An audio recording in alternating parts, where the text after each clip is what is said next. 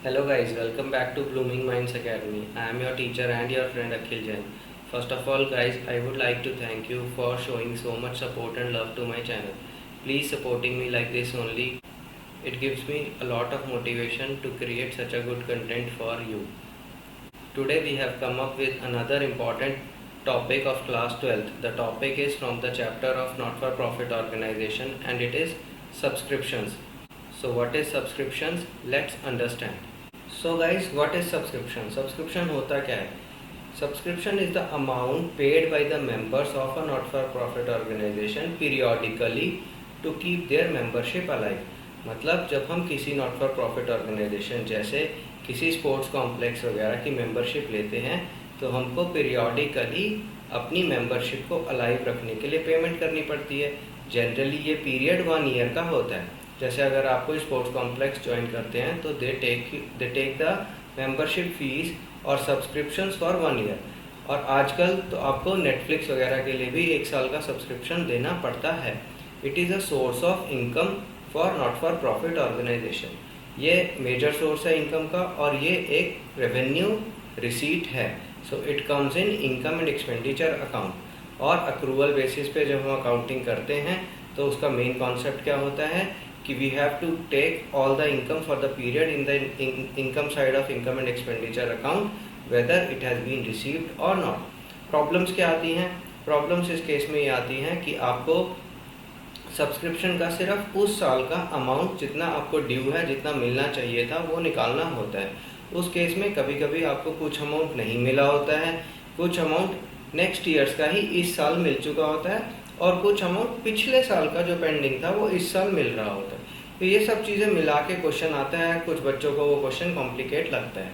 So let's do it in a very simple way. First of all we need to understand the items related to subscriptions. हमको generally क्या क्या items मिलते हैं questions में और उनका ट्रीटमेंट क्या होना चाहिए. देखिए, जो सब्सक्रिप्शंस रिसीव हुई आपको पूरे साल, subscription receive irrespective of period, चाहे वो लास्ट ईयर की थी, चाहे वो इस ईयर की है या फिर वो आगे आने वाले सालों की फ्यूचर ईयर्स की है, हम सारी की सारी इनकम को, सारी की सारी सब्सक्रिप्शंस रिसीव को रिसीट्स एंड पेमेंट्स अकाउंट्स में डेबिट कर देंगे. रिसीट्स एंड पेमेंट्स अकाउंट कुछ भी नहीं होता है, एक आपका कैश अकाउंट की समरी होती है. तो जितना भी आपको पैसा मिलेगा वो आप कैश अकाउंट में डेबिट कर देंगे. इसके बाद आता है सब्सक्रिप्शन फॉर करंट ईयर. यहाँ पर हमारा अक्रूवल कॉन्सेप्ट काम करता है, यानी कि जो इस साल का सब्सक्रिप्शन है, वेदर रिसीव्ड और नॉट, चाहे वो हमको मिला है या नहीं मिला है, सिर्फ उतना ही अमाउंट हमको इनकम एंड एक्सपेंडिचर की इनकम साइड, जो कि क्रेडिट साइड होती है, वहाँ पर लिखना है. उसके बाद क्या आता है subscription outstanding at the end of year, यानी कि इस साल कुछ ऐसी इनकम जो आपको इस साल मिलनी चाहिए थी लेकिन वो 31 मार्च तक आपको इस साल नहीं मिली और आउटस्टैंडिंग है. तो जो इनकम आपको मिलनी चाहिए थी मगर ईयर एंड तक आपको नहीं मिली, तो वो इनकम आपका एसेट होगा. तो हम उसको क्या लिखेंगे? Shown in the asset side of the balance sheet. Similarly कुछ ऐसी सब्सक्रिप्शंस होंगी जो आपको फ्यूचर ईयर्स के लिए ऑलरेडी इसी साल मिल गई होंगी एडवांस में, तो वो सब्सक्रिप्शंस आपकी लायबिलिटी होंगी. बिकॉज अक्रूवल बेसिस के हिसाब से आपको उतना ही सब्सक्रिप्शन अकाउंट फॉर करना है जितना आपका अकाउंटिंग पीरियड है. उससे एक्स्ट्रा अगर आपको सब्सक्रिप्शन मिलती है लाइक फॉर फ्यूचर ईयर्स, वो आपकी लायबिलिटी है. So it is to be shown in liability side of the balance sheet. हम लोग क्या रूल फॉलो करेंगे, चाहे हमको सब्सक्रिप्शन अकाउंट में क्वेश्चन कितना भी आसान क्यों ना मिल जाए, हम हमेशा सब्सक्रिप्शन अकाउंट बनाएंगे. सब्सक्रिप्शन अकाउंट वर्किंग नोट्स में बनाएंगे तो हमारा क्वेश्चन कभी भी गलत नहीं होगा. सब्सक्रिप्शन अकाउंट बनाने के लिए क्या क्या चीज़ें चाहिए हमको? देखिए, क्वेश्चन में हमको mostly subscription outstanding at the beginning of the year दिया हुआ होता है, उसको हम डेबिट साइड पे लिखेंगे क्योंकि वो हमारा एसेट होता है. जो सब्सक्रिप्शन आपको पिछले साल मिल जानी चाहिए थी लेकिन नहीं मिली, तो वो आपका एसेट होगा. एसेट्स के डेबिट बैलेंसेस होते हैं. तो हम इस सब्सक्रिप्शन अकाउंट में डेबिट साइड पर लिखेंगे to subscription outstanding at the beginning of the year. Similarly कुछ ऐसी सब्सक्रिप्शंस होंगी जो पिछले साल की बैलेंस शीट में आपको दिखाई दे रही होंगी जो फ्यूचर ईयर्स के लिए थी, यानी कि इस साल के लिए थी या इससे अगले सालों के लिए थी, वो आपकी लायबिलिटीज़ हैं. तो लायबिलिटीज़ का क्रेडिट बैलेंस होता है, तो हम क्या दिखाएंगे? By subscription received in advance, यानी कि जो सब्सक्रिप्शंस हमको एडवांस में मिल गई थी लेकिन ओपनिंग में जो हमारी बैलेंस शीट में आ रही थी, यानी पिछले साल की बैलेंस शीट के क्लोजिंग में. सिमिलरली यहाँ पर हम लिखेंगे बाय सब्सक्रिप्शंस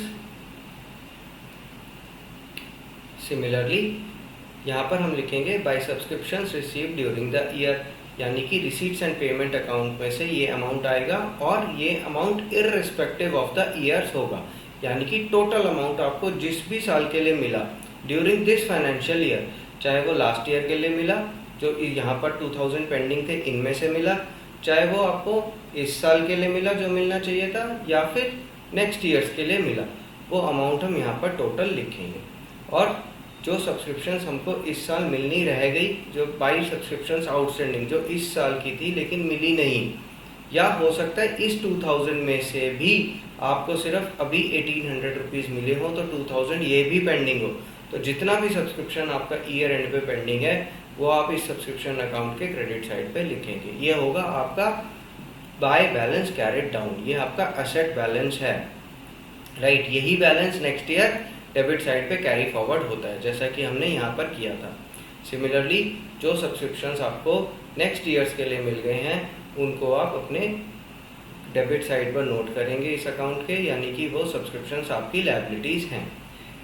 इसमें एक बहुत इंपॉर्टेंट नोट आता है जिसकी वजह से ही क्वेश्चन में बच्चों को दिक्कत होती है। अभी हम एक एग्जाम्पल करके भी क्वेश्चन समझेंगे, लेकिन मेन नोट क्या है? मेन नोट है subscription outstanding as on 31st March whatever is the year is different from subscriptions outstanding for the end of the year. हमको जो मेन चीज़ समझनी है वो यही समझनी है कि ये एज ऑन लिखा है या फॉर द ईयर लिखा है। सिमिलरली एडवांस सब्सक्रिप्शंस में भी हमको यही देखना है कि ये एज ऑन का बैलेंस है या फिर फॉर द ईयर का बैलेंस है। अगर आपको एज ऑन का बैलेंस दिया हुआ है, यानी कि क्वेश्चन में लाइन है subscription outstanding as on 31st March, तो आप ये if it is opening then you will write this amount here in the outside column, right. जहाँ पे 2000 लिखा है वहाँ पर आप ये अमाउंट लिखोगे अगर ये एज ऑन लिखा है, और अगर फॉर द ईयर लिखा है, फॉर द ईयर लिखा है तो आप इस अमाउंट को पहले अंदर की तरफ यहाँ पर लिखिए, डायरेक्ट बाहर वाले कॉलम में मत लिखिए, पर्टिकुलर्स के नीचे ही लिखिए फॉर द ईयर, वहाँ पर ईयर लिख करके ये अमाउंट लिखिए, और फिर देखिए क्वेश्चन में कोई और फॉर द ईयर तो नहीं दे रखा आउटस्टैंडिंग अमाउंट। अभी समझने में थोड़ा कॉम्प्लिकेटेड लग रहा होगा, लेकिन इसी पॉइंट को समझते हैं एक एग्जाम्पल के थ्रू, और जैसे ही हम क्वेश्चन और एग्जाम्पल करेंगे ये टॉपिक आपको क्लियर हो जाएगा कि एज ऑन और फॉर द ईयर में क्या फ़र्क होता है। और ये टॉपिक क्लियर होने के बाद आपको कभी भी सब्सक्रिप्शन अकाउंट में प्रॉब्लम नहीं आएगी। सो गाइज इसी टॉपिक को समझते हैं with the help of a question number 20। इसमें क्या पूछ रहा है वो आपको, he is asking to calculate the amount of subscription to be credited to income and expenditure account for the year ended 31st March 2020। तो यानी कि हमारे इनकम एंड एक्सपेंडिचर अकाउंट में कितना अमाउंट सब्सक्रिप्शन का क्रेडिट होगा, कौन से ईयर के लिए, 31st March 2020। और income and expenditure account accrual basis पर बनाया जाता है, इसका मतलब हम सिर्फ और सिर्फ 31st March 2020 की इनकम उसमें शो करेंगे वेदर रिसीव्ड और नॉट, और अगर किसी और साल की इनकम उनको मिली है तो हम उस इनकम को एक्सक्लूड कर देंगे। सो गाइस स्टार्ट करते हैं। हमको सब्सक्रिप्शन अकाउंट बनाना है जिसमें हमको इनकम कैलकुलेट करनी है, कौन से ईयर के लिए, 31st March 2020। सबसे पहला पॉइंट हमको दे रखा है क्वेश्चन में subscription in arrears as on 31st March 2019। तो ये एज ऑन है, मैंने आपको बताया था एज ऑन वाली फिगर हम बाहर लिखते हैं। तो यहाँ पर हम स्टार्ट करेंगे question, to balance brought down bracket में आप लिख सकते हैं सब्सक्रिप्शन आउटस्टैंडिंग इन बिगनिंग, ये 500 रुपीज़ आप बाहर लिखेंगे, right. Next is subscription received in advance on 31st March for the year ended 31st March 2020। तो ये आपको एडवांस सब्सक्रिप्शन मिली हुई थी, तो इसको लिखेंगे बाय बैलेंस बॉट डाउन। यहाँ पर अंदर की तरफ अभी लिख लीजिए फॉर द ईयर दे रखा है क्योंकि, तो फॉर द ईयर 2020 कितनी आपको सब्सक्रिप्शन मिली है एडवांस में, 1100। अगर कुछ और नहीं होगा तो यही अमाउंट बाहर चला जाएगा। ये है एडवांस सब्सक्रिप्शन इन बिगनिंग। इसके अलावा आपको जो भी अमाउंट रिसीव हुआ इस साल वो कहाँ लिखते हैं हम यहाँ पर, by receipts and payment account, जितना भी अमाउंट रिसीव हुआ है। देखिए बहुत सारे फॉर द ईयर दे रखे हैं, तो आप बहुत सारे फॉर द ईयर यहाँ पर अंदर लिखेंगे, for the year 2019, for the year 2020, for the year 2021 and for the year 2022। कितना कितना अमाउंट मिला है आपको, टोटल आपको मिला है 35,400, ये आप बाहर लिखेंगे। इसके अलावा फॉर द ईयर वाले अमाउंट सारे आप अंदर लिखेंगे। तो आपको 2019 के लिए 400 रुपीज़ मिले हैं, 2021 के लिए यानी नेक्स्ट ईयर के लिए 1200 रुपीज़ मिले हैं, और 2022 के लिए आपको 300 रुपीज़ मिले।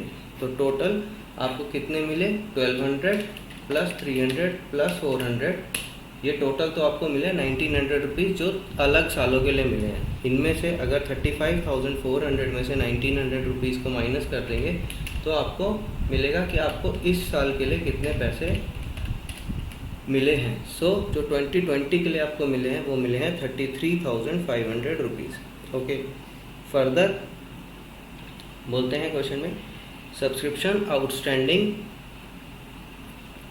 फॉर द ईयर एंडेड 31 मार्च 2020। तो subscription outstanding at the end of the year यहाँ पर आता है आपका, तो आप यहाँ पर लिखेंगे बाय बैलेंस कैरेड डाउन, इसमें आप लिखेंगे आउटस्टैंडिंग सब्सक्रिप्शन एंड में, राइट। और यहाँ पर भी आपको फॉर द ईयर का एक बैलेंस दे रखा है, जो कि कौन से ईयर के लिए बोल रहे हैं? For the year 2020। For the year 2020 कितना सब्सक्रिप्शन आउटस्टैंडिंग है? 400। तो बस यही हमको चाहिए, इसी से हम अपना क्वेश्चन कंप्लीट करेंगे। देखिए इतनी ही इन्फॉर्मेशन है।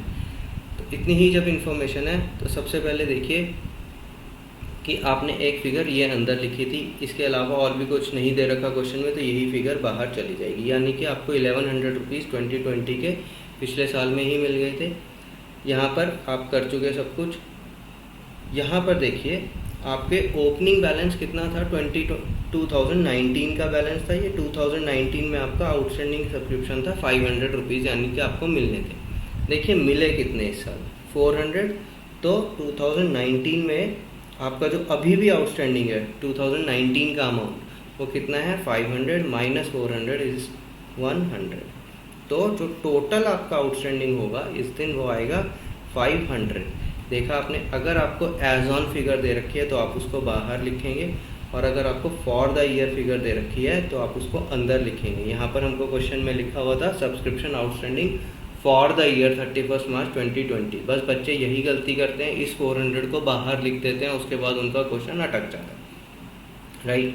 तो इसके बाद यहाँ पर आता है advance subscription to balance carried down advance at and.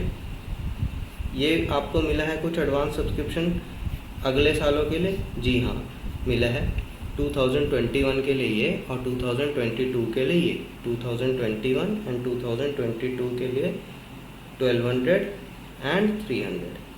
तो ये आएगा आपका अमाउंट 1500 रुपीज़, और जो यहाँ पर बैलेंसिंग फिगर आएगी वही आपकी इस साल की सब्सक्रिप्शन की इनकम होगी, जो आप इनकम एंड एक्सपेंडिचर अकाउंट में क्रेडिट करेंगे। तो ये बैलेंसिंग फिगर आएगी आपकी to income and expenditure account. कितनी आती है बैलेंसिंग फिगर? कैलकुलेट कर सकते हैं आप।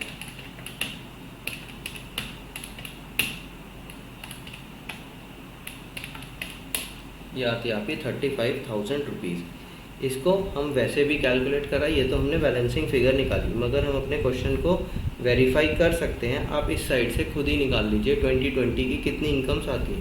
एक ही आती है 2020 की 1100 प्लस 33,500 प्लस 400 रुपीज़ जो आउटस्टैंडिंग है। इन सब का टोटल आप कीजिए तो आपका टोटल यही आएगा, right, 35,000 rupees.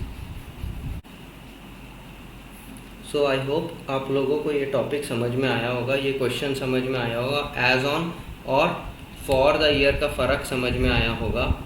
So guys I hope आपको ये टॉपिक अच्छा लगा होगा, समझ में आया होगा। Please give me the feedback कि आपको ये टॉपिक कैसा लगा, इजी था, इंटरेस्टिंग था, आपको फॉर द ईयर और एज ऑन बैलेंसेस का फ़र्क समझ में आया, आपको ये समझ में आया कि नहीं कि रेवेन्यू रिसीट क्या होती है और अक्रूवल बेसिस पे इनकम एंड एक्सपेंडिचर बनाया जाता है, और उसमें इसी साल की इनकम क्रेडिट होती है वेदर रिसीव्ड और not. So thanks a lot for watching guys, and keep supporting me so that I can create more knowledgeable videos for you guys. Thank you, thanks a lot, keep safe.